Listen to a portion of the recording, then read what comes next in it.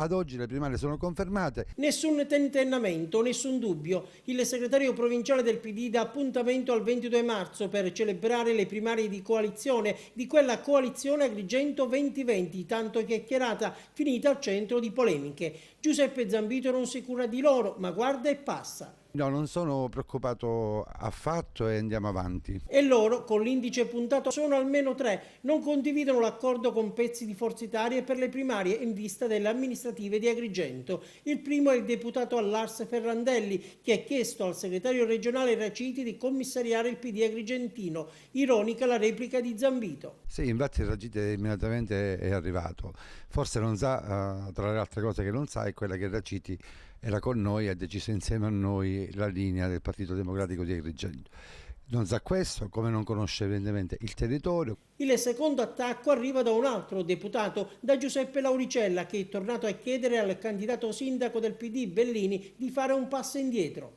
La coerenza in politica serve a qualche cosa, quindi mi viene in mente per esempio che Lauricella nella sua Ravanusa lui stesso ha promosso una lista nel 2008 nella quale c'erano Forza Italia, PD e MPA, quindi non comprendo oggi, non comprendo tutto questo. E poi c'è il terzo segnale di insofferenza rispetto a questa intesa Forza Italia PD, rappresentate dalle dimissioni in segno di protesta del vice segretario provinciale Cinzia De Liberto. Anche in questo caso Zambito scomoda l'ironia.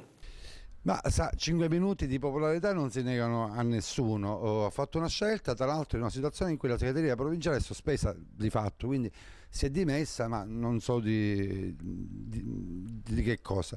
Alla luce di quanto sta accadendo, si è pentito di aver avviato questo tavolo, questo dialogo con Forza Italia? Allora, intanto in politica ci sta che uno commette degli errori. Punto primo. Punto secondo, il percorso non è un percorso esclusivo mio. Io l'ho sposato naturalmente, sicuramente, quindi non ho nulla di cui vergognarmi. È stato un percorso condiviso, anche faticoso in alcuni passaggi, con i circoli, con tutta la deputazione, eccetera. Noi non abbiamo siglato un accordo con Forza Italia.